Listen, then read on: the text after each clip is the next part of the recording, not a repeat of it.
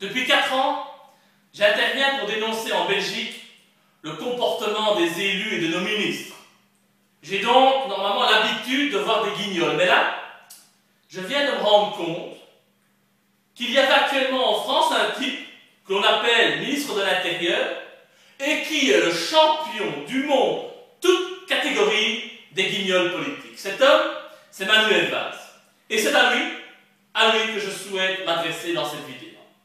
Manu, tu déconnes. Tu ne peux pas prendre tes airs d'opéra et venir nous chanter le récital de l'antisémitisme. Un ministre de la République est là pour faire respecter l'ordre, pas pour créer le désordre.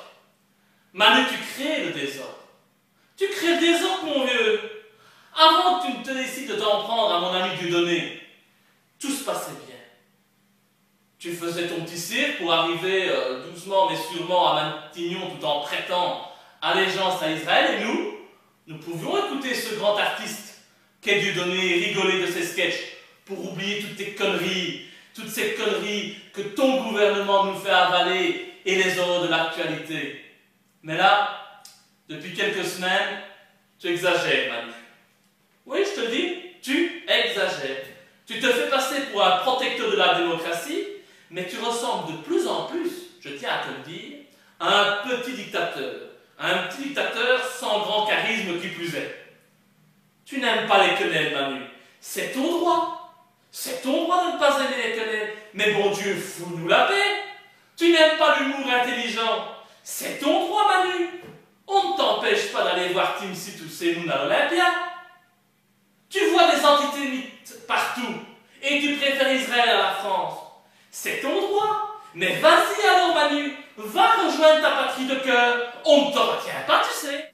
Tu m'excuseras d'être direct, Manu, mais franchement, je trouve que la situation a atteint un niveau de grotesque et d'absurdité inimaginable.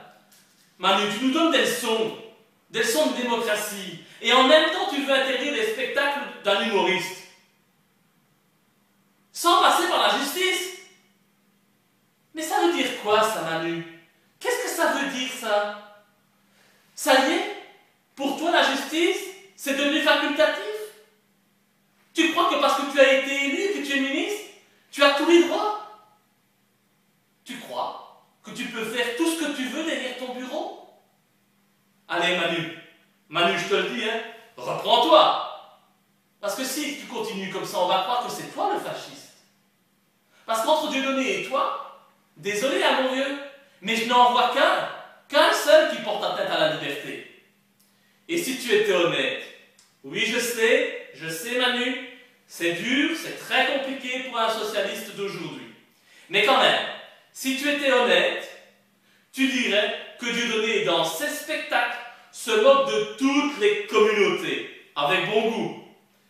Mais est-ce de la faute de Dieudonné si Israël et le sionisme ont autant de poids dans le monde d'aujourd'hui? Le sionisme dirige le monde. Normal dès lors qu'on s'attaque un peu plus à lui qu'à autre chose. Parce que si on peut rire des Africains, des Belges ou des Arabes, on peut aussi rire des Juifs. Ne soyons pas sectaires, s'il vous plaît. En plus, Manu, ta laïcité est ta géométrie variable. Tu te mues en grand donneur de leçons, en censeur, en moralisateur, pour que surtout jamais personne n'ose rire de la Shoah, ce crime des Lumières qu'ils défendent corps et âme. Quelle bravoure! Quelle sensibilité pour ces individus éternellement attachés à Israël!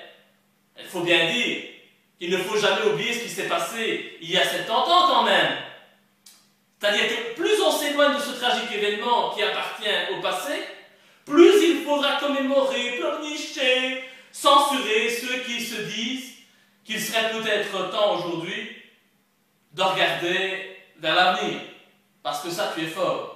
Censurer ceux qui parlent des crimes d'aujourd'hui, tu es le premier à le faire.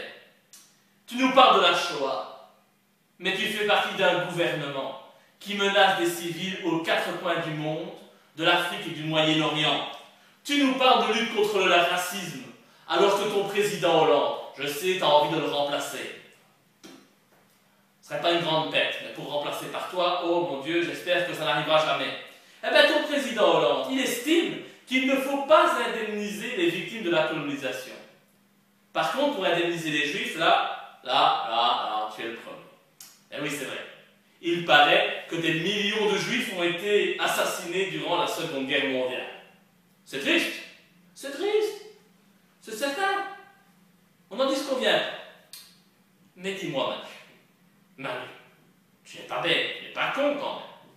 As-tu déjà compté une seule fois le nombre de victimes de la politique coloniale passée et actuelle de la France?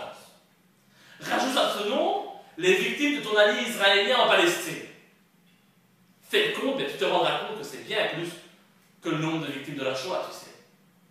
Alors, si tu veux parler de démocratie et de lutte contre le racisme, parle-nous de toutes les victimes, et pas uniquement de celles qui arrangent ta politique et qui sont en train de t'ouvrir les portes de Matignon. Manu, tu fais partie du gouvernement le plus détesté par les Français depuis le baptême de Clovis. Alors, tu ne crois pas, entre nous, tu ne crois pas que le véritable trouble à l'ordre public, c'est d'allumer sa télévision tous les soirs et de voir ta tête d'hystérique et celle de ton supérieur le Hollandais à l'heure du JT. Pour éviter le trouble à l'ordre public, je sais que ça te tient à cœur actuellement. Eh bien, moi, je t'invite à démissionner, Manu. Toi et ton gouvernement vendu. Je dis ça, c'est surtout pour ta sécurité. Parce que tu sais, à force d'énerver les gens, à un moment donné, ils explosent. Mais c'est aussi parce que je souhaite que la majorité des Français soient enfin entendus. Ils en ont marre de toi, ils en ont marre de ton gouvernement, de ta politique. Manu, toi et tes amis politiciens, vous n'en manquez jamais une pour créer le trouble à l'ordre public dans l'exercice de vos fonctions. Vous attaquez par exemple au voile islamique, car incompatible avec votre laïcité, celle de Vincent Payon qui veut faire de la laïcité une religion d'État. Mais vous n'en manquez pas une, vous tous, pour mettre votre kippa à la première occasion. Les femmes musulmanes chez nous devraient à tout prix enlever leur voile. Mais quand Laurence Ferrari se rend en Iran pour interviewer le président et qu'elle met un voile sur sa tête, par respect, ça fait scandale. 2 poids, 2 mesures. Votre concept de laïcité est donc un peu flou, on n'y comprend plus rien. Instrumentaliser la question du voile pour faire croire aux Français que le pays est en danger, en danger pour un bout de tissu, pendant que tes amis, Manu, raquettent nos concitoyens, à coups de taxes à tout va. J'en profite pour saluer mes amis des bonnets rouges. Pendant que vous laissez le grand banditisme se développer dans les cités, principalement parce que vous détruisez l'emploi en France, ça Manu, c'est un trouble à l'ordre public. Et puis Manu, si tu veux améliorer ton pays, faire ton travail de ministre de l'Intérieur, je vais te donner un conseil. Manu, commence déjà par interdire le PS et l'UMP. Car si je fais le compte de tous les mandataires qui ont été condamnés et de ceux qui n'ont pas pu l'être puisqu'ils étaient protégés par leur immunité contre ce grand bandit qui est Dassault, je peux t'affirmer, sans détour, que ces organisations politiques sont bien plus dangereuses et criminelles que les fans de Dieudonné qui se contentent de faire la quenelle. Hein, tu la vois? Tu la vois la quenelle, Manu? Ben, j'espère que tu la vois et que tu la sens.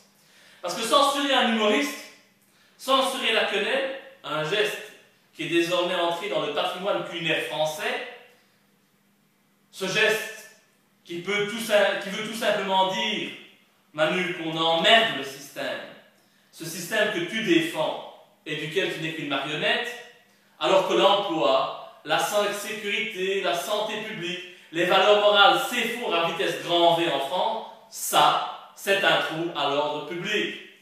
Tu n'es pas logique, Manu. Les mensonges, les manipulations, nous en avons marre. Marre d'être traités de fascistes pour avoir fait un geste qui signifie simplement qu'on emmerde le système. Les femelles qui font le salut nazi, un vrai pour le coup, ça oui. La GPA, oui. Les médias aux mains de la finance et du complexe militaro-industriel, oui. La théorie du genre dans les écoles, le mariage pour tous, l'agriculture chimique, les chemtrails, le dîner du Christ, oui et encore oui, mais la quenelle, non. Eh bien, tu prends les Français pour des cons, hein. Je suis désolé de te le dire. Et d'ailleurs, avant de défendre à ce point les Juifs, eh bien, pourquoi ne déploies-tu pas autant de force et d'énergie à défendre les chrétiens? Tu sais, la France, elle a des racines chrétiennes. Des racines qu'avec ton gouvernement, un gouvernement qu'on peut qualifier de sataniste, tu fais tout pour effacer. Et si je réagis à cette affaire qui touche Dieudonné, mais qui touche tous les Français, c'est parce que sonne le glas de la liberté d'expression un peu partout en Europe. Cette décision d'interdire d'expression Dieudonné pourrait très bien être appliquée en Belgique également en ce qui me concerne. Parce que tout le monde sait bien que Dieudonné n'est pas antisémite. Ça n'a pas de sens. Tout le monde sait bien que je ne suis pas un antisémite non plus, même si la presse aime m'insulter de la sorte, parce que je m'oppose au sionisme, à la politique racialiste et raciste d'Israël. Le terme même d'antisémitisme est galvaudé, vu que les Arabes sont également un peuple sémite. Tout cela n'a plus de sens. Et cette mafia sioniste ou pas, qui nous dirige, tente de nous museler. Il est plus que temps que l'on s'active pour se réapproprier le droit fondamental. Les amis français, vous n'êtes plus chez vous. Vous n'avez même plus le droit de rire. C'est fini. Debout les Français. Soyez solidaires avec Dieudonné, qui vous aura au moins permis de constater une chose. C'est que vous êtes muselés. Que la liberté d'expression n'est qu'une fable. Debout les Français. Debout les Belges. Ce système est à bout de souffle. Les mensonges ne passent plus. Les manipulations médiatiques ne nous lavent plus le cerveau. Nous sommes éveillés et nous sommes debout. Debout. Et je n'ai qu'une chose à dire pour terminer à Manuel Valls. Manu, on t'a assez vu et entendu. De grâce, Manu, ferme-la. Aujourd'hui, ferme-la aujourd'hui et à tout jamais.